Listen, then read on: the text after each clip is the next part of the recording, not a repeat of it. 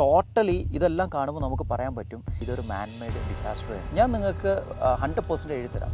100 below റിസോർട്ടുകൾക്ക് മാത്രമേ licence ഉള്ളൂ. ഇവിടെ ഒരു വലിയൊരു ലോബി ഇവിടെ ഇതിനു വേണ്ടി വർക്ക് ചെയ്യുന്നുണ്ട്. അപ്പോൾ അതൊരു ഡെഡ് എൻഡ് ആയതുകൊണ്ട് തന്നെ അവിടെ ഒരിക്കലും ഇനി മുന്നോട്ട് ഒരു മനുഷ്യവാസം എന്ന് പറയുന്നത് സാധ്യമല്ല. ഇടിഞ്ഞു, ഒരുപാട് സ്ഥലങ്ങൾ ഇടിഞ്ഞു പോയി. അതുപോലെ തന്നെ ചെറിയൊരു പുഴയായിരുന്നു, ഇത്ര ഒന്നും വലിപ്പമുള്ള പുഴയായിരുന്നില്ല. അതാ ആ കുത്തൊഴുക്കിൽ, വെള്ളത്തിൻ്റെ കുത്തൊഴുക്കിൽ ഇപ്പോൾ അത് ഭയങ്കര വീതിയായിപ്പോയി. ഈ വർഷം എന്താകുന്നുള്ളത് എല്ലാവരും പേടിച്ചിട്ടാണ് ഇരിക്കുന്നത്. ഇത് അന്നേ ഈ പറഞ്ഞ കാര്യങ്ങൾ കേട്ടിരുന്നെങ്കിൽ, അന്നേ അധികാരികൾ അത് ഒന്ന് മൈൻഡ് ചെയ്തിരുന്നെങ്കിൽ ഇതുപോലുള്ള ഒരാൾ പോലും മരിക്കില്ലായിരുന്നു.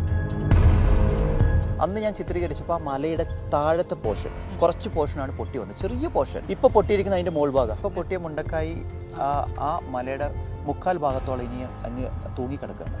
മീൻസ് താഴ്ഭാഗം മൊത്തം പോയി, ബാക്കി ഇങ്ങനെ ഹാങ് ചെയ്ത് കിടക്കുക. 100% അത് പോയി. ഇങ്ങനെ ഒരു ഡിസാസ്റ്റർ ഉണ്ടാകാൻ സാധിക്കുന്ന ഒരു പുഴയുടെ തീരത്ത് ഇതുപോലെ ആളുകൾ തിങ്ങിപ്പാർക്ക്, ഒരു കോളനി പോലെ തിങ്ങിപ്പാർക്ക് ആളുകൾ അതിനകത്ത്, ഇതിനൊക്കെ എങ്ങനെ പെർമിഷൻ കൊടുക്കുന്നത്? എനിക്ക് പിന്നിൽ ഇപ്പം മഞ്ഞ് മൂടി കിടക്കുന്നതുകൊണ്ടാണ് കാണാൻ പറ്റാത്തത്. ചെമ്പ്ര പീക്കാണ്, അതായത് കേരളത്തിലെ തന്നെ 2ാമത്തെ ഹയസ്റ്റ് പോയിന്റ്, വയനാട്ടിലെ ഏറ്റവും ഹയസ്റ്റ് പോയിന്റിലാണ്. ഈ ചെമ്പ്രമലയെക്കുറിച്ച് കുറച്ച് കാര്യങ്ങൾ പറയാനുണ്ട്. ആ പറയാൻ ഞാനല്ല, നമ്മുടെ സിനിമാ നടനും, അതിലുപരി സിനിമാ നടൻ എന്നതിലുപരി ഇദ്ദേഹത്തെ ഞാൻ ഇപ്പൊ പരിചയപ്പെടുത്തുന്നത് മുണ്ടക്കൈ നിവാസിയായിരുന്നു. മുണ്ടക്കൈയിലായിരുന്നു ജനിച്ചതും, ചൂരൽമല ജനിച്ചതും വളർന്നതും, റിലേറ്റീവ്സും ഒക്കെ അവിടെയാണ്. അത് കൂടെ പഠിച്ചവരെല്ലാം ഉണ്ടായിരുന്നതാണ്. ആ ദുരന്തത്തില് കൂടെ പഠിച്ച ഒരുപാട് പേര് മിസ്സിംഗ് ആണ്. ഇപ്പോഴും അവരുടെ ബോഡി പോലും റീകളക്ട് ചെയ്യാൻ പറ്റിയിട്ടില്ല. അപ്പം ഈ അന്ന് എന്താ പറയുക, നമ്മുടെ അപകടം നടന്ന സമയത്ത് ഇദ്ദേഹത്തിന് ഇട്ട ഒരു വീഡിയോ 3 വർഷം മുന്നേയും 4 വർഷം മുന്നേയും 2 വീഡിയോ ചെയ്തിരുന്നു. ആ 2 വീഡിയോ വളരെയധികം വൈറലായി. കാരണം എവിടെ നിന്നൊക്കെ ആളുകൾ ഒരു എക്സാക്ട് പോർഷൻ കട്ട് ചെയ്തിട്ടുണ്ട്. ആ എക്സാക്ട് പോർഷൻ എന്തായിരുന്നു എന്ന് പറഞ്ഞു. ആക്ച്വലി ഞാൻ 4 വർഷം മുമ്പ് ഒരു വീഡിയോ ചെയ്തിരുന്നു. 3 വർഷം മുമ്പ് ചെയ്തിരുന്നു. അത് ശരിക്കും പറഞ്ഞാൽ ഞാൻ ജനിച്ചു വളർന്ന എൻ്റെ നാടെന്ന് പറയുന്നത് ചൂരൽമലയാണ്. അവിടെയാണ് ഞാൻ ജനിച്ചതും വളർന്നതും. എൻ്റെ സ്കൂളിംഗ് ഒക്കെ അവിടെ തന്നെയാണ്. ഓൾമോസ്റ്റ് ഇപ്പോൾ അവിടെയുള്ള പേരൻസ് ആയിരിക്കുന്ന ആളുകൾ, അതായത് 40 എബോവ് ഇരിക്കുന്ന ആളുകൾ മൊത്തം എൻ്റെ അമ്മ പഠിപ്പിച്ച എൻ്റെ സ്റ്റുഡൻസാണ്. അമ്മ ബാലവാടി ടീച്ചറായിരുന്നു. അപ്പം അന്ന് കുഞ്ഞു കുട്ടികളായിരിക്കുന്ന ആളുകളാണ് ഇന്നവിടെ ഏറ്റവും പേരൻസ് ആയി നിൽക്കുന്ന ആളുകൾ. പ്രത്യേകിച്ച് ഞാനും പഠിച്ചു വളർന്നതൊക്കെ അവിടെയാണ്. എൻ്റെ റിലേറ്റീവ്സും അമ്മ വീടും ഒക്കെ ചുരുൾമല ഏരിയ തന്നെയാണ്. മുണ്ടക്കായി ഉണ്ടായിരുന്നു. ആ വീഡിയോ എന്താണെന്ന് വെച്ചാൽ, ഞാൻ എൻ്റെ നാടിനെ പറ്റിയിട്ട്, ഇപ്പം ഞാനൊരു കൊമേഴ്ഷ്യലായിട്ടൊരു വീഡിയോ ചെയ്യുന്ന ഒരാളല്ല, എപ്പോഴും നല്ല ഓർമ്മകളൊക്കെ സൂക്ഷിക്കാൻ വേണ്ടിയിട്ട് ഒരു വീഡിയോ ചെയ്യുന്ന ഒരാളാണ്. അപ്പം അങ്ങനെ ചെറുപ്പം മുതലേ ഞങ്ങൾ ഇവിടെ ജനിച്ചു വളർന്നുകൊണ്ട് ഇവിടുത്തെ ഒരു ക്ലൈമറ്റും ഇവിടുത്തെ ഒരു ജിയോഗ്രഫിക്കൽ കണ്ടീഷനൊക്കെ നമുക്കറിയാം. ഇതിപ്പോൾ അതിന് വലിയ സയൻറ്റിഫിക് റിസർച്ച് ഒന്നും ചെയ്യേണ്ട കാര്യമില്ല, നമ്മൾ കണ്ടുകൊണ്ടിരിക്കുന്നതാണ്. അപ്പോൾ എല്ലാ വർഷങ്ങളും ചെറുതും വലുതുമായിട്ടുള്ള ഉരുൾപൊട്ടലൊക്കെ ഉണ്ടായിട്ടുണ്ട്. എങ്കിൽ പോലും എൻ്റെ ലൈഫിൽ ഞാൻ കണ്ട ഏറ്റവും വലിയ ഒരു ഉരുൾപൊട്ടൽ ആദ്യമായിട്ട് ഉണ്ടായത് ഒരു 5 വർഷം മുമ്പാണ്. പുത്തുമല. ആ ഉരുൾപൊട്ടൽ ഒരുപാട് ആളുകൾ മണ്ണിനടിയിൽ പോയി. സ്വപ്നത്തിൽ പോലും പ്രതീക്ഷിക്കാത്ത ഏരിയയിൽ വരെ മണ്ണിടിച്ച് കയറി അവിടെയുള്ള ഒരുപാട് ആളുകൾ മരിച്ചു. ഇപ്പോഴും 4-5 ഡെഡ് ബോഡീസ് അതിനകത്ത് നിന്ന് കിട്ടാനുണ്ട്. നമുക്ക് റിക്കവർ ചെയ്തെടുക്കാൻ പറ്റിയിട്ടില്ല. വലിയൊരു ഡിസാസ്റ്റർ ആയിരുന്നു. അതിനുശേഷം ആ സംഭവം നടക്കുമ്പോൾ തന്നെ ഈ മുണ്ടക്കൈ എന്ന് പറയുന്ന ആ മലമുകളിലും ഉരുൾപൊട്ടൽ ഉണ്ടായിട്ടുണ്ട്. പക്ഷെ അന്ന് അവിടെ ആൾനാശം, അതായത് ആളുകൾ ആരും മരിച്ചില്ല. അതുകൊണ്ട് തന്നെ ആരും അറിഞ്ഞിട്ടില്ല. അതായത് എപ്പോഴും നാശങ്ങൾ ഉണ്ടാകുമ്പോഴാണ് അതൊരു കണക്കിൽപ്പെടുത്തുന്നത്. ആളുകൾ മരിക്കുമ്പോഴാണ് അത് അറിയുന്നത്. അപ്പൊ പുത്തുമലയായിരുന്നു അന്ന് ഏറ്റവും ഭയങ്കര ഹൈലൈറ്റ്. അന്ന് ഘാഡ്ഗിൽ എന്ന് പറയുന്ന അദ്ദേഹത്തിനെയൊക്കെ വിളിച്ച്, അദ്ദേഹത്തിന്റെ റിപ്പോർട്ട് ഉണ്ടായിരുന്നു, ഇങ്ങനെ പശ്ചിമഘട്ടം ഭയങ്കര പരിസ്ഥിതി ലോല പ്രദേശമാണ് എന്നൊക്കെ പറഞ്ഞ് ഘാഡ്ഗിൽ ഒരുപാട് മുമ്പ് പറഞ്ഞ് പോയിന്റ് ഔട്ട് ചെയ്ത സ്ഥലത്ത് തന്നെയാണ് പൊട്ടിയത്. അത് സയന്റിഫിക്കലി അദ്ദേഹം ഇനി പ്രെഡിക്റ്റ് ചെയ്താണോ അതോ സയന്റിഫിക്കലി പറഞ്ഞാണോ എന്നൊക്കെയുള്ള രണ്ടാമത്തെ കാര്യങ്ങൾ. എന്തായാലും അദ്ദേഹം പറഞ്ഞ പോയിന്റ് തന്നെയാണ് പൊട്ടിയത്, പുത്തുമല. ഇതേ സമയത്ത് മുണ്ടക്കായി ഉരുള് പൊട്ടിയിരുന്നു. അപ്പൊ ഞാൻ അന്ന് മുണ്ടക്കായി ആ ഏരിയയിൽ പോയിട്ട് ആ ഉരുള് പൊട്ടിയ ആ ഭാഗം, എവിടെ നിന്നാണ് പൊട്ടിയത്, അവിടെ മുതലുള്ള കാര്യങ്ങൾ ചിത്രീകരിച്ചിരുന്നു. അന്നൊന്നും അത് കാണാൻ ആരും ഉണ്ടായിട്ടില്ല. പക്ഷെ അതിൽ ഞാൻ വളരെ അന്ന് എനിക്ക് തോന്നുന്നു ഇപ്പം ഈ മുണ്ടക്കയിലെ അപകടം നടന്നപ്പം കൃത്യമായിട്ട് ഇതില് പറഞ്ഞിരുന്നു ഇവിടെ വീണ്ടും പൊട്ടാൻ സാധ്യതയുണ്ട്. അതാണ് ആളുകൾ എടുത്ത് എക്സാക്ട് പോർഷൻ വെട്ടിയിട്ട് പറയുന്നത്. അതായത് ഇത്രയും നമ്മൾ രണ്ട് രീതി പറയാം. അതായത് അല്ലെങ്കിൽ വേറൊരു രീതി പറഞ്ഞാല് ഒരു ത്രികാലജ്ഞാനി അല്ലെങ്കിൽ മുൻകൂട്ടി പറഞ്ഞു. അതിപ്പോ ആദ്യം തന്നെ ഏഞ്ചൽ എന്നാണ് പേര്. ഏഞ്ചൽ പറഞ്ഞതുപോലെ പ്രത്യേകിച്ച് സയന്റിഫിക് സ്റ്റഡി വേണ്ട, നിങ്ങൾക്ക് നിങ്ങളുടെ നാടിന്റെ പൾസ് അറിയാം. അത് വെച്ചിട്ടാണ് അത് പറഞ്ഞത്. അത് കേട്ടിരുന്നെങ്കിൽ ഇത് തടുക്കാമായിരുന്നു എന്നൊരു ഫീല് ഏഞ്ചലിനുണ്ടോ? അന്നു മുതലേ ഉണ്ടല്ലോ. കാരണം ഞങ്ങളൊരു 10 വർഷം മുമ്പാണ് അവിടെ നിന്ന് മാറിയത്. അപ്പം എൻ്റെ അച്ഛനും അമ്മയൊക്കെ അവിടുത്തെ ഈ എസ്റ്റേറ്റിലെ അച്ഛൻ എസ്റ്റേറ്റിൻ്റെ സൂപ്പർവൈസർ ആയിരുന്നു, ഹാരിസ് മലയാളത്തിൻ്റെ. അമ്മ അവിടുത്തെ ടീച്ചറായിരുന്നു. ഞങ്ങളുടെ ഒരു സാമ്പത്തിക നില മെച്ചപ്പെട്ടപ്പോൾ ഞങ്ങൾ ടൗണിലേക്ക് മാറി.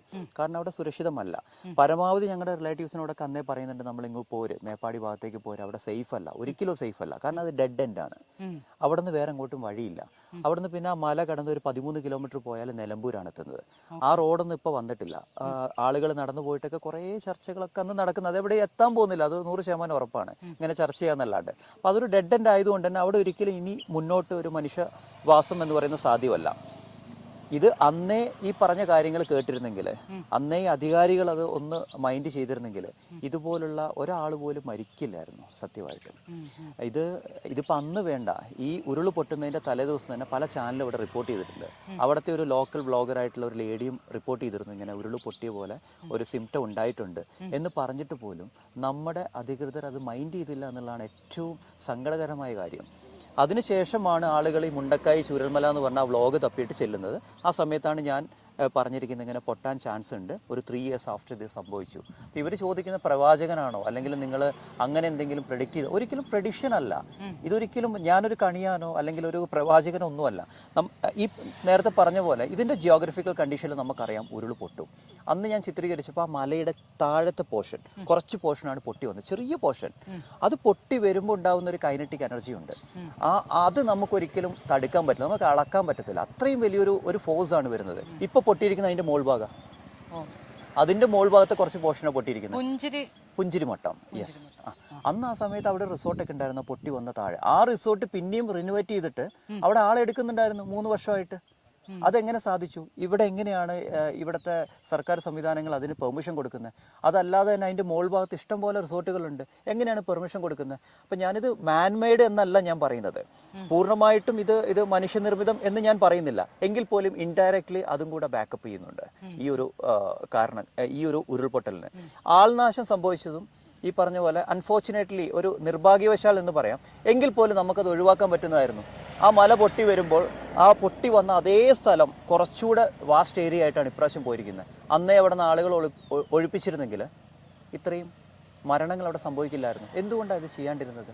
ഇത് ആരെയും നമ്മൾ കുറ്റം പറയാം, നമ്മുടെ സിസ്റ്റത്തിന് കുറ്റം പറയും, ആളുകളെ കുറ്റം പറയും. ആളുകൾക്ക് ഒരുപക്ഷെ ഇതിനെപ്പറ്റി അറിവുണ്ടാവില്ല, അവരെവിടെ പോകും? അത് തന്നെ, അതാണ് ഒരു വലിയ ചോദ്യം. എവിടെ പോകും? അവനവന്റെ വാസയോഗ്യമായ സ്ഥലം അല്ലെങ്കിൽ ഇതുവരെ ജീവിച്ചൊരു ചുറ്റുപാടിൽ നിന്ന് എങ്ങനെ എങ്ങോട്ട് മാറും?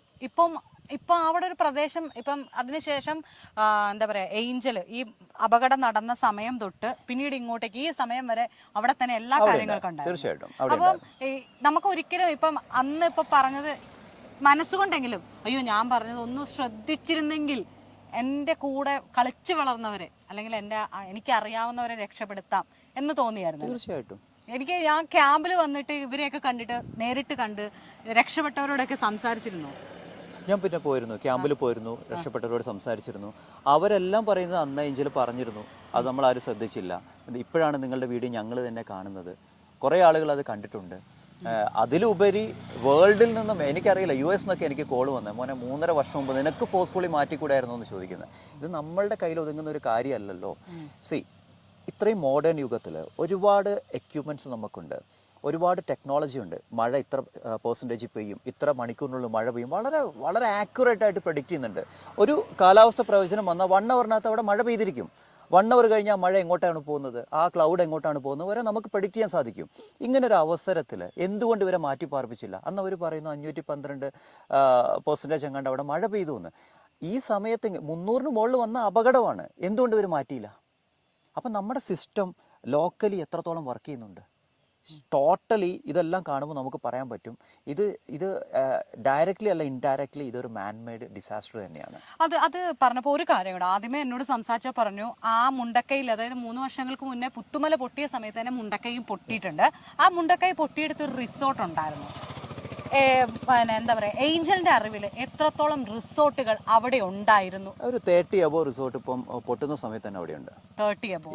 എങ്ങനെ ഉണ്ടായിരിക്കും? സർക്കാരിന്റെ കണക്കും പ്രകാരം അത് എത്ര ഉണ്ടാവും? സർക്കാരിന് ഇവിടെ ഒരു നിയറസ്റ്റ് 7,000-8,000 റിസോർട്ട് വയനാട്ടിൽ ടോട്ടലായിട്ടുണ്ട്. വയനാട് എല്ലാവിടെയും എടുത്തു കഴിഞ്ഞാൽ മലയോര മേഖലയാണ്. ഇപ്പം ഈ കാണുന്നത് ചെമ്പ്ര പീക്ക്, അവിടെ ഇപ്പം മേഘങ്ങളുള്ളതുകൊണ്ട് കാണുന്നില്ല. അതിന്റെ ടോപ്പിലുണ്ട്, ഏറ്റവും ഹൈറ്റിൽ കിടക്കുന്ന ചെമ്പ്ര.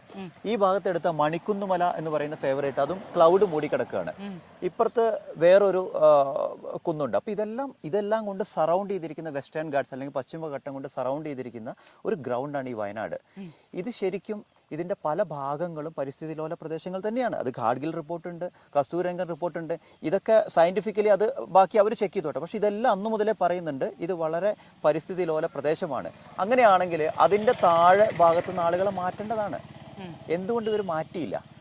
ഈ ഞാൻ നേരത്തെ പറഞ്ഞ 7,000 8,000 റിസോർട്ടുകളിൽ ഇവിടുന്ന് വിവരാവകാശ പ്രകാരം നിങ്ങൾ കണക്കെടുത്ത് നോക്കിക്കോ, ഇതിനകത്ത് ലൈസൻസ്ഡ് ആയിട്ടുള്ള റിസോർട്ടുകൾ 100 ബിലോ ആയിരിക്കും. ഞാൻ നിങ്ങൾക്ക് 100% എഴുതിത്തരാം. 100 ബിലോ റിസോർട്ടുകൾക്ക് മാത്രമേ ലൈസൻസ് ഉള്ളൂ ഇവിടെ. ഈ മലമുകളിലുള്ള പല റിസോർട്ടുകളിലും എന്താ നടക്കുന്നത് പോലും അറിയുന്നില്ല. നാട്ടുകാർക്ക് പോലും അറിയില്ല അവിടെ എത്ര പേരുണ്ടെന്ന്. ഈ ഡിസാസ്റ്റർ നടന്നിട്ടും ഇവിടെയുള്ള റിസോർട്ടുകളെ പറ്റി എവിടെയെങ്കിലും മിണ്ടിയിട്ടില്ല. ഒരു വലിയൊരു ലോബി ഇവിടെ ഇതിനു വേണ്ടി വർക്ക് ചെയ്യുന്നുണ്ട്. ഇതൊക്കെ ആരാ ശ്രദ്ധിക്കേണ്ടത്? ഇതൊക്കെ ശ്രദ്ധിക്കാനാണ് നമ്മളിവിടെ ഒരു സിസ്റ്റം എന്ന് പറയുന്നത്. It's A government. അത് ആരോ ആയിക്കോട്ടെ, സോ ആൻഡ് സോ ആരോ ഭരിക്കുന്നു, അത് നമ്മളെ ബാധകമല്ല. ഞാൻ പറയുന്നത് എപ്പോഴും സിസ്റ്റത്തെ പറ്റിയാണ്. ആ സിസ്റ്റം കറപ്റ്റഡ് ആണ്. ആ സിസ്റ്റം ഇപ്പോഴും ആക്യുറേറ്റ് അല്ല. അതുകൊണ്ടാണ് ഇത്രയും മരണങ്ങൾ ഇവിടെ സംഭവിച്ചത്. ഇപ്പം ഇതിനെതിരെ ഇപ്പം ഈ ഒരു അപകടം നടന്നു, നമ്മൾ ഈ പറഞ്ഞ പോലെ നമ്മളിപ്പോൾ ഒരു കുറച്ച് അലേർട്ടാണ്, ആളുകൾ അലേർട്ടാണ്. കാരണം ഒരു മാസാണ് നടന്നിരിക്കുന്നത്. ഈ മാസ് അപകടത്തിന് ശേഷം ഇനി താങ്കൾ പ്രഡിക്റ്റ് ചെയ്യുന്നുണ്ടോ ഇനി എവിടെയെങ്കിലും ഒക്കെ ഇങ്ങനെ നടക്കാൻ സാധ്യതയുണ്ട്? ഇപ്പം താങ്കൾ തന്നെ പറഞ്ഞു ഇവിടുത്തെ കുറേ പ്രദേശങ്ങളുടെ ഒരു പൾസ് അറിയാമെന്ന്. അങ്ങനെയെങ്കിൽ ഈ പറഞ്ഞ പോലെ ഏറ്റവും കൂടുതൽ റിസോർട്ടുള്ള ഏരിയകൾ അല്ലെങ്കിൽ ഇപ്പം ഇനി നെക്സ്റ്റ് എനിക്ക് എൻ്റെ ഒരു തോന്നൽ ഇവിടെയൊക്കെ ഉണ്ടാകും എന്ന് തോന്നിയിട്ടുണ്ടോ? 100%. ഇപ്പൊ പൊട്ടിയ മുണ്ടക്കായി ആ മലയുടെ മുക്കാൽ ഭാഗത്തോളം ഇനി അങ്ങ് തൂങ്ങിക്കിടക്കുകയാണ്. മീൻസ് താഴ്ഭാഗം മൊത്തം പോയി, ബാക്കി ഇങ്ങനെ ഹാങ് ചെയ്ത് കിടക്കുക. 100% അത് പൊട്ടും. കമ്മിങ് ഇയേഴ്സിൽ അത് 100% പൊട്ടും. അത് പ്രഡിക്ഷൻ ഒന്നുമല്ല, ഇറ്റ്സ് എ ഫാക്ട്. അത് വസ്തുതയാണ്, അത് പൊട്ടും. അതങ്ങനെയാണ് അതിൻ്റെ ജിയോഗ്രഫി കിടക്കുന്നത്. അത് നിങ്ങൾ ഒരുപാട് മീഡിയാസ് അതിൻ്റെ മുകളിൽ നിന്ന് റിപ്പോർട്ട് ചെയ്തിട്ടുണ്ട്. അവിടെ പോയി നോക്കിയാൽ അറിയാം 100% പൊട്ടിയിരിക്കും. പക്ഷേ ഇനി പൊട്ടിക്കഴിഞ്ഞാൽ ഈ ഒരു ഏരിയ അല്ല പോവുക. കാരണം ജലം ഒഴുകാൻ വേണ്ടിയിട്ട് ഒരു നാരോ ആയിട്ടുള്ള ഏരിയ ഇല്ല, ഫുൾ ലെവലായി. ഇനി പോകുന്നത് വലിയൊരു ഏരിയ ആയിരിക്കും നഷ്ടപ്പെടാൻ പോകുന്നത്.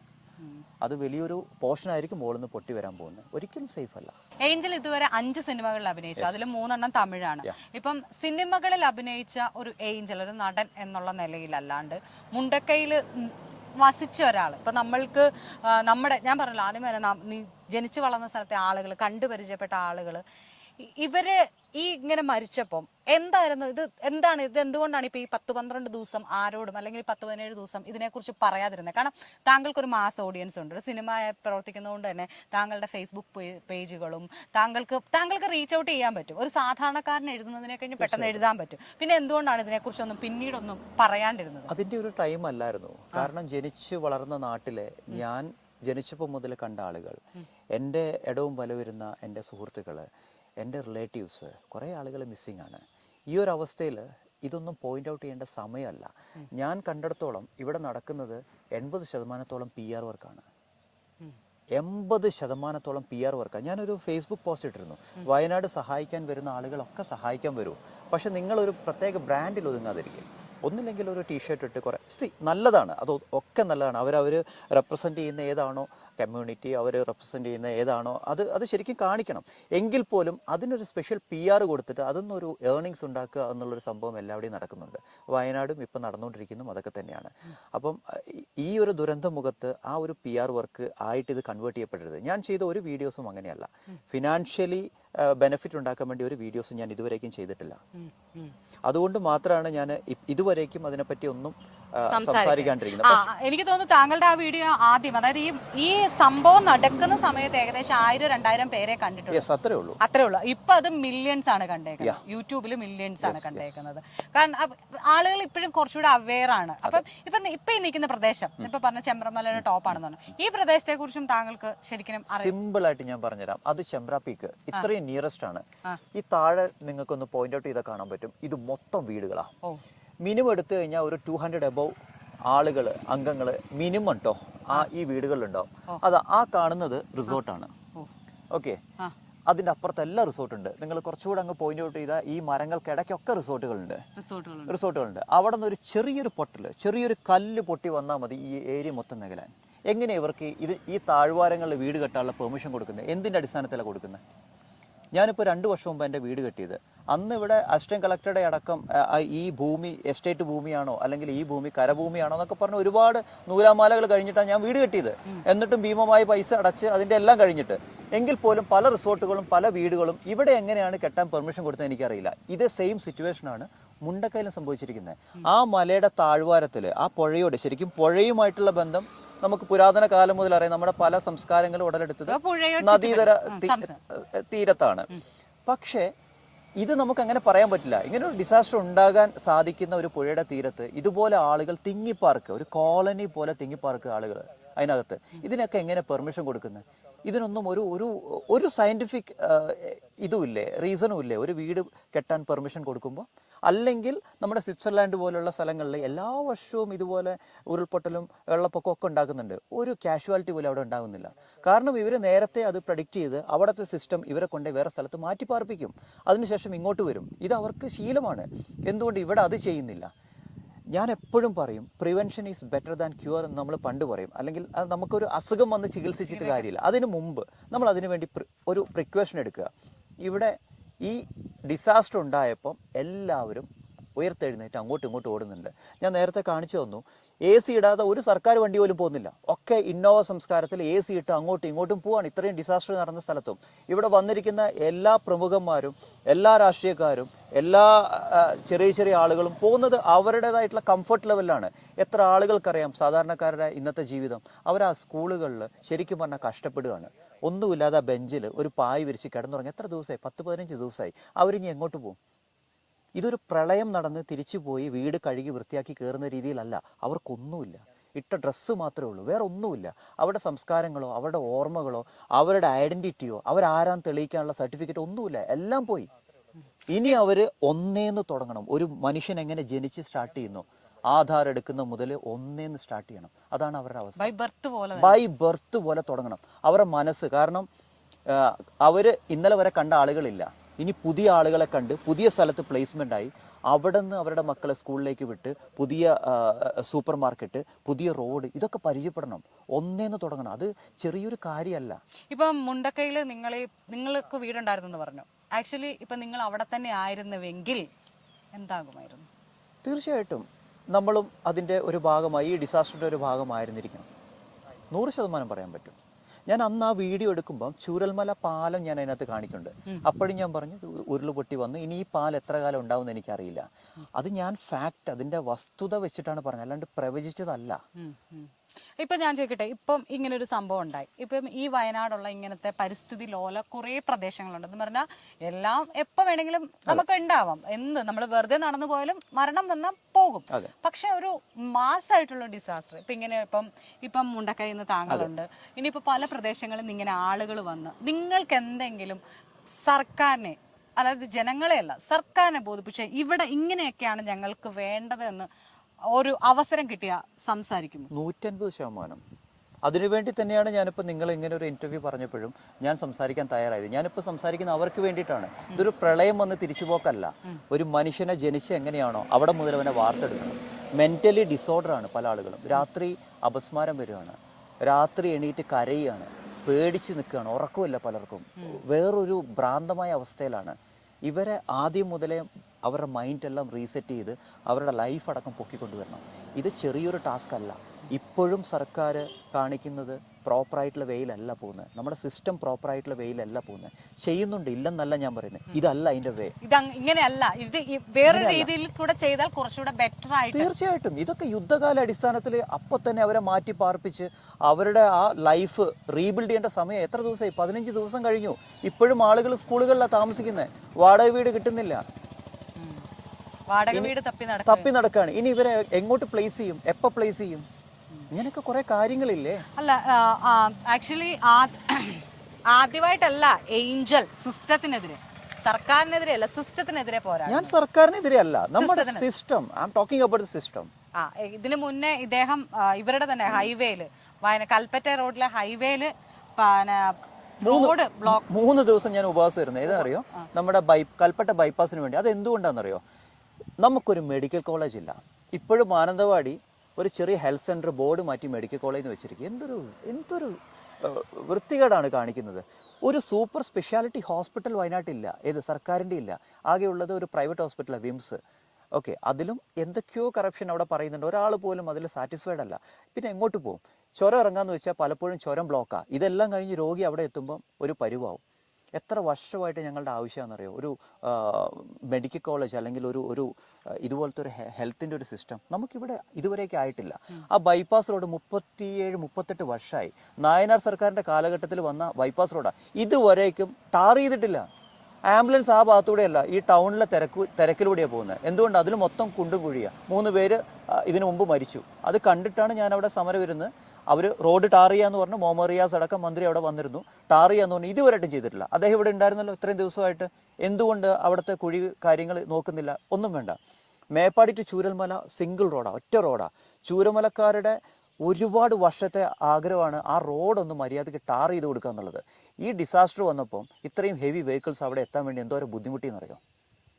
വഴിയരികിൽ ഒരു ഓട്ടോറിക്ഷ പാർക്ക് ചെയ്ത വലിയ വണ്ടികൾക്ക് പോകാൻ പറ്റില്ല. അത്രത്തോളം നാരോ ആയിട്ടുള്ള റോഡ്.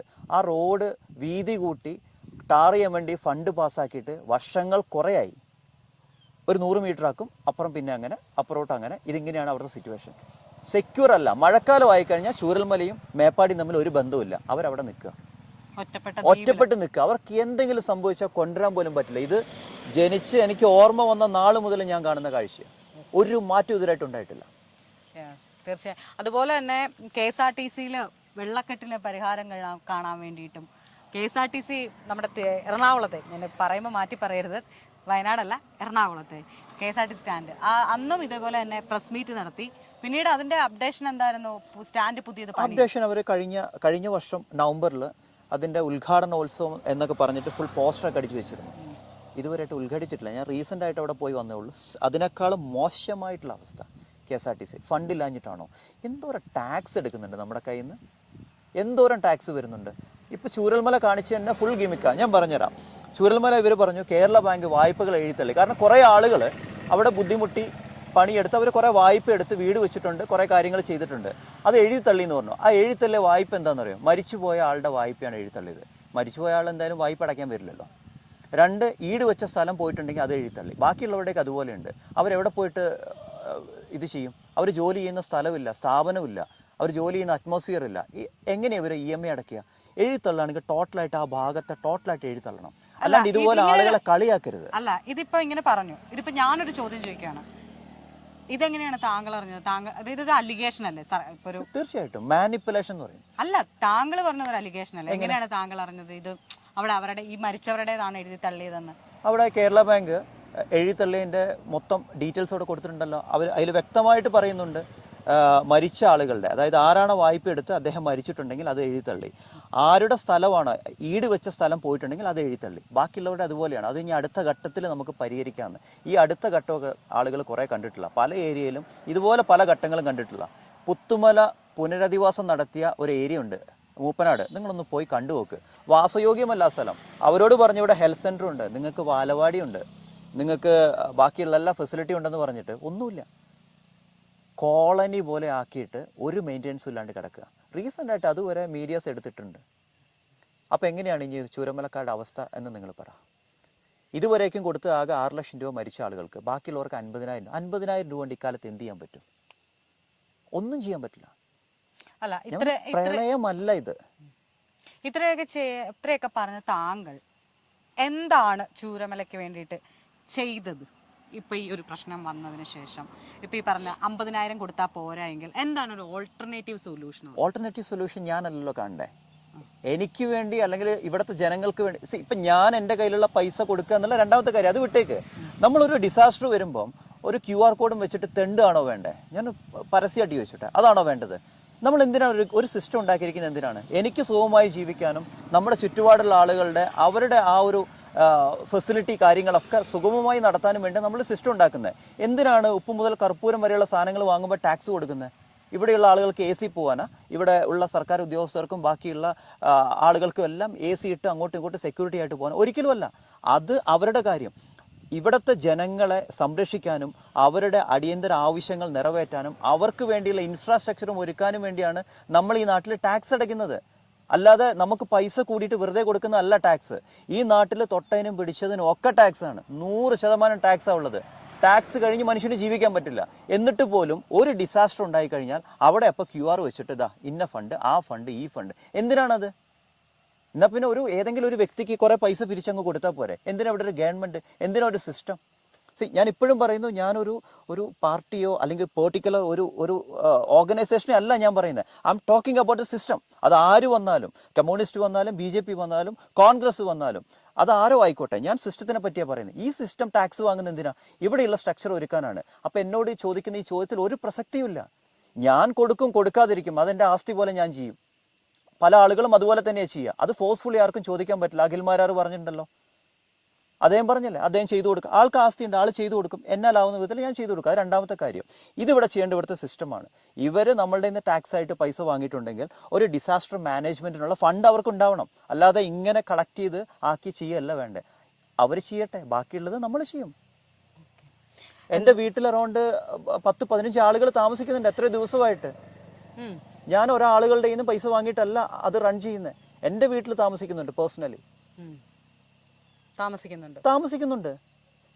എത്രയോ പേർക്ക് വാടക വീട് ഞാൻ നോക്കി കൊടുത്തിട്ടുണ്ട്. ഇപ്പോഴും എൻ്റെ ഫ്രണ്ട്സ് സർക്കിളിലുള്ള ആളുകൾ മൊത്തം വാടക വീട് നോക്കുക ഇവർക്ക് വേണ്ടിയിട്ട്. സർക്കാർ നോക്കുന്നുണ്ട്, ഇല്ലാന്ന് ഞാൻ പറയുന്നില്ല. അല്ല, നമ്മൾക്ക് സർക്കാർ നോക്കുമ്പോൾ എല്ലാവർക്കും വേണ്ടിയിട്ടാണ്. പക്ഷെ നിങ്ങൾ നോക്കുമ്പോൾ ചൂരമലക്കാർക്ക് വേണ്ടി, അല്ലെങ്കിൽ എന്റെ ആളുകൾക്ക് വേണ്ടിയിട്ട്, ഞാൻ കണ്ടു വളർന്ന ആളുകൾക്ക് വേണ്ടിയിട്ടാണ്. എന്തെങ്കിലും ചെയ്യാൻ പറ്റിയാൽ താങ്കൾക്ക് എന്താ ചെയ്യാൻ പറ്റുന്നത്? ഇപ്പം ഒന്നും വേണ്ട. എൻ്റെ ആ വ്ളോഗ്, അതിൻ്റെ താഴെ ഓസം ലൈഫ് എന്നാണ് ചാനൽ, അതിൻ്റെ താഴെ ആ വ്ളോഗ്സിൻ്റെ താഴെ നോക്കിയാൽ നിങ്ങൾക്ക് അതിനകത്ത് കമൻസ് നിങ്ങൾക്ക് റീഡ് ചെയ്യാം ഡയറക്റ്റ്ലി. US നിന്നും യൂറോപ്പിൽ നിന്നൊക്കെ ആയിട്ട് ഒരുപാട് ആളുകൾ എനിക്ക് പേഴ്സണലി അതിനകത്ത് തന്നെ മെസ്സേജ് അയച്ചിട്ടുണ്ട്. ഏഞ്ചൽ, ഞങ്ങൾക്ക് എന്തെങ്കിലും ചെയ്യണമെന്നുണ്ട്, ഏഞ്ചലിനൊന്ന് ഡയറക്റ്റ് ഒന്ന് ആളുകളെ മീറ്റ് ചെയ്യിക്കാൻ, ഒന്ന് ഫൈൻഡ് ഔട്ട് ചെയ്ത് നിങ്ങൾക്ക് അതിൻ്റെ റിപ്പോർട്ട് തരാൻ പറ്റും. ഒരുപാട് പേര് ചോദിച്ചിട്ടുണ്ട്. എനിക്ക് ഇതുവരേക്ക് സമയം കിട്ടിയിട്ടില്ല അതിന് വേണ്ടിയിട്ട്. കാരണം ഒക്കെ ഇതിൻ്റെയൊക്കെ ഒരു ചുറ്റുപാടും ഓട്ടത്തിലായതുകൊണ്ട് കിട്ടിയിട്ടില്ല. ഞാൻ അവരുടെ അടുത്ത് പറഞ്ഞ് വെയിറ്റ് ചെയ്യൂ, ഞാൻ റൈറ്റ് ആയിട്ടുള്ള ആളുകളെ ഞാൻ കാണിച്ചു തരാം.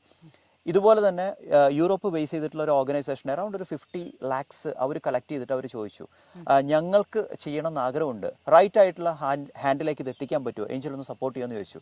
ഞാൻ പറഞ്ഞു കുറച്ച് സമയം വേണം, ഞാൻ ചെയ്തു തരാം. കാരണം ഇതൊക്കെ അലങ്കോലമായി കിടക്കുക, കുറേ ആളുകൾ അവിടെ ഇവിടെ അപ്പുറത്തൊക്കെ ആയിട്ട് കിടക്കുക. നമ്മളത് കറക്റ്റ് ആയിട്ടുള്ള ആളുകൾക്ക് അതിൻ്റെ പ്രയോറിറ്റി അനുസരിച്ച് വേണം നമ്മൾ അത് ഫൈൻഡ് ഔട്ട് ചെയ്യാൻ.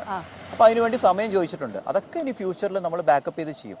ഒരുപാട് നമ്മുടെ കെയർ ഓഫിൽ സാധനങ്ങളും കാര്യങ്ങളൊക്കെ ഇഷ്ടംപോലെ വന്നിട്ടുണ്ട് കേട്ടോ. എങ്കിൽ പോലും നമ്മളാലാവുന്ന വിധത്തിൽ അതും വന്നിട്ടുണ്ട്. അതൊക്കെ അവിടെ സെറ്റ് ചെയ്ത്, ഇതൊന്നും ഒരു ബനിയനോ ബാനറോ ഇട്ടിട്ടല്ല ചെയ്യുന്നത്.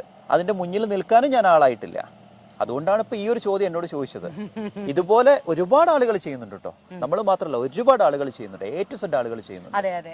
ഇപ്പം നിങ്ങളെ സംബന്ധിച്ച് ചൂരൽമല നമ്മൾ കളിച്ച് വളർന്നിട്ട് നമുക്കൊക്കെ ഒരു ഫീൽ. ഇപ്പം നമ്മൾ തന്നെ കണ്ടതാണ്, ചൂരൽമലയിലുള്ള 2 പട്ടാളക്കാര് ഈ അപകടം പറഞ്ഞിട്ട് ഓടിയെത്തി. അതായത് ചൂരൽമലയ്ക്ക് എങ്ങനെയെങ്കിലും ബന്ധമുള്ളവർ, ഇപ്പം നമ്മൾ ഈ വാർത്തകൾ അറിയുമ്പോഴാണ് പലരെ അറിയുന്നത്.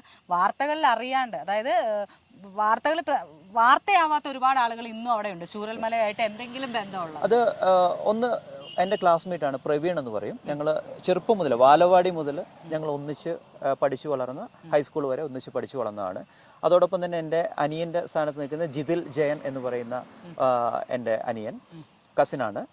അദ്ദേഹത്തിൻ്റെ ഏട്ടൻ ജിനോഷ്. ഇവർ 3 ആളും, ഒരാൾ ബോർഡർ സെക്യൂരിറ്റി ഫോഴ്സും, അങ്ങനെ പല ഇതിൽ നിൽക്കുന്ന ആളുകളാണ്. പല സ്ഥലത്താണ് വർക്ക് ചെയ്യുന്നത്. ഈ ഒരു ഡിസാസ്റ്റർ അറിഞ്ഞ അന്ന് നൈറ്റ് തന്നെ അവരുടെ മേലധികാരി അവർ പറഞ്ഞിട്ട് ഇങ്ങോട്ടേക്ക് ഡെപ്യൂട്ടേഷൻ വാങ്ങി ഇങ്ങ് പോന്നു. NDRFൻ്റെ കൂടെ ആ ദിവസം മുതൽ ഇതുവരേക്കും, ഇപ്പം ഞാൻ സംസാരിക്കുന്ന ടൈം വരേക്കും അവർ ഒഫീഷ്യലായിട്ടും അൺഒഫീഷ്യലായിട്ടും ചൂരൽമലയ്ക്ക് വേണ്ടി വർക്ക് ചെയ്യുകയാണ്. ഇന്നലെ മുതലേ തോന്നുന്നു അവരെ ഫൈൻഡ് ഔട്ട് ചെയ്ത് മീഡിയ ഒക്കെ റിപ്പോർട്ട് ചെയ്ത് തുടങ്ങിയത്. അതൊക്കെ ഒരു ഏറ്റവും വലിയ കാര്യമാണ് അവർ ചെയ്യുന്നത്. തീർച്ചയായും. ഇപ്പം നമ്മൾ പറഞ്ഞ പോലെ തന്നെ ഇപ്പം മഴ വരുന്നുണ്ട്, നമ്മൾ സംസാരിച്ചുകൊണ്ടിരിക്കുമ്പോൾ എന്ത് സംഭവിക്കുമെന്ന് അറിയില്ല. എങ്കിൽ കൂടിയും ചൂരൽമലയ്ക്ക് ഇങ്ങനൊരു അപകടം ഉണ്ടായപ്പം ലോകത്തുനിന്ന് എല്ലാവരും തന്നെ എത്തിയിട്ടുണ്ട്. ഇങ്ങനൊരു നല്ലതൊരു ദേശീയ ദുരന്തമായിട്ട് പ്രഖ്യാപിച്ചിട്ടില്ലെങ്കിൽ പോലും നമുക്കറിയാം ഇതൊരു വലിയ മാസ് ദുരന്തമാണെന്നും ഏകദേശം എത്രത്തോളം ആളുകൾ മരിച്ചിട്ടുണ്ടാവാം. എൻ്റെ ഒരു കാൽക്കുലേഷനും എൻ്റെ ഒരു ഇത് പ്രകാരം, ഇത് ഒഫീഷ്യലായിട്ട് നിങ്ങൾ കാണരുത്. കാരണം നമുക്കാർക്കും ഒഫീഷ്യലായിട്ട് പറയാനുള്ള അധികാരം ഇവിടെ ഇല്ല. അതിന് വേറെ നിയമ നടപടികളൊക്കെ വരും. അൺഒഫീഷ്യൽ എനിക്ക് പറയുകയാണെങ്കിൽ അറൗണ്ട് 1000 നിയറസ്റ്റ് ആളുകൾ വന്നിട്ടുണ്ട്. അതിന് മുകളിലുണ്ടാകാനാണ് സാധ്യത. മരിച്ചിട്ടുണ്ട്. ഇനിയും കിട്ടാൻ ഒരു 600 നിയറസ്റ്റ് ഉണ്ടാകണം എന്നുള്ളതാണ് എൻ്റെ കാൽക്കുലേഷൻ. അതിൽ ഇനിയും റിപ്പോർട്ട് കിട്ടാനുണ്ട്. കാരണം ഈ HML വർക്ക് ചെയ്യാൻ വേണ്ടിയിട്ട് ഒരുപാട് അതർ സ്റ്റേറ്റ് തൊഴിലാളികൾ, നമ്മൾ അതിഥി തൊഴിലാളികൾ എന്ന് പറയുന്ന തമിഴിനും കർണാടകക്കാരും അതുപോലെ ബംഗാളികളൊക്കെ ആയിട്ട് ഒരുപാട് പേരുണ്ട്. അവരുടെ ഒന്നും ഒരു ഡീറ്റെയിൽസ് ഇവിടെ കിട്ടിയിട്ടില്ല. എന്തായാലും ഒരു 1000 നിയർ അല്ലെങ്കിൽ എബോവ് ഉണ്ട്. ഇനി ഒരു 600 എബോവ് നമുക്ക് കിട്ടാനുണ്ട്. പറഞ്ഞതുപോലെ അപകടങ്ങൾ വരുന്നത് ആരുടെയും കുറ്റം കൊണ്ടല്ല, അല്ലെങ്കിൽ അത് കുറ്റപ്പെടുത്തിയിട്ടും കാര്യമില്ല. പക്ഷെ prevention is better than cure. അത് ഇതിനകത്ത് നമുക്ക് പറയാനുള്ളൂ. എല്ലാ കാര്യത്തിലും. ഇപ്പം ഞാൻ വയനാടിന് വേണ്ടി മാത്രമല്ല പറയുന്നത്. ഇന്ന് രാവിലെ എൻ്റെ ഫ്രണ്ട് വിളിച്ചപ്പോൾ മുണ്ടക്കയം അവിടെ ഇന്നലെ രാത്രി ഉരുൾ പൊട്ടി. ആളപായം വന്നിട്ടില്ല, പക്ഷെ ഒരുപാട് വീടുകൾ നശിച്ചു, വെള്ളം കയറി. ഇതേ മുണ്ടക്കയത്ത് കഴിഞ്ഞ വർഷം പൊട്ടിയിരുന്നു, അതിന്റെ മുമ്പത്തെ വർഷം പൊട്ടിയിരുന്നു. യെസ്, അതിന്റെ മുമ്പത്തെ വർഷം പൊട്ടിയിരുന്നു. ഇപ്പോഴും അവിടെ വീട്ടിൽ വെള്ളം കയറി ആളുകൾ ഒഴിപ്പിക്കുക, എന്തോ ഭാഗ്യം കൊണ്ട് രക്ഷപ്പെട്ടു. പകലാണ് പൊട്ടിയത്. അതുകൊണ്ട് അപ്പോൾ ചിന്തിച്ചു നോക്കി, ഇത് വയനാട് മാത്രമല്ല, മലയോര മേഖലയെ മൊത്തം നടക്കുന്നതാണ്. ശരിക്കും പറഞ്ഞാൽ ഒരു ഹെവി ആയിട്ടുള്ള ആക്യുറേറ്റ് ആയിട്ടുള്ള ഒരു ഡിസാസ്റ്റർ സിസ്റ്റം ഇവിടെ ഉണ്ടാവണം. എങ്കിൽ മാത്രമേ ഇതിന് പരിഹാരം ഉണ്ടാവുള്ളൂ. പിന്നെ ഇതുപോലുള്ള നിർമ്മിതികൾക്ക് ഒരിക്കലും അനുമതി കൊടുക്കരുത്. അവർക്ക് വേറെ സ്ഥലങ്ങൾ കൊടുക്കുക. ഇത് ശരിക്കും മലയിടിഞ്ഞാൽ തീരാവുന്ന കേസേ ഉള്ളൂ. ഇതൊക്കെ അങ്ങനെയൊന്നും സംഭവിക്കാതിരിക്കട്ടെ എന്നുള്ളൊരു പ്രാർത്ഥനയേ ഉള്ളൂ. Thank you.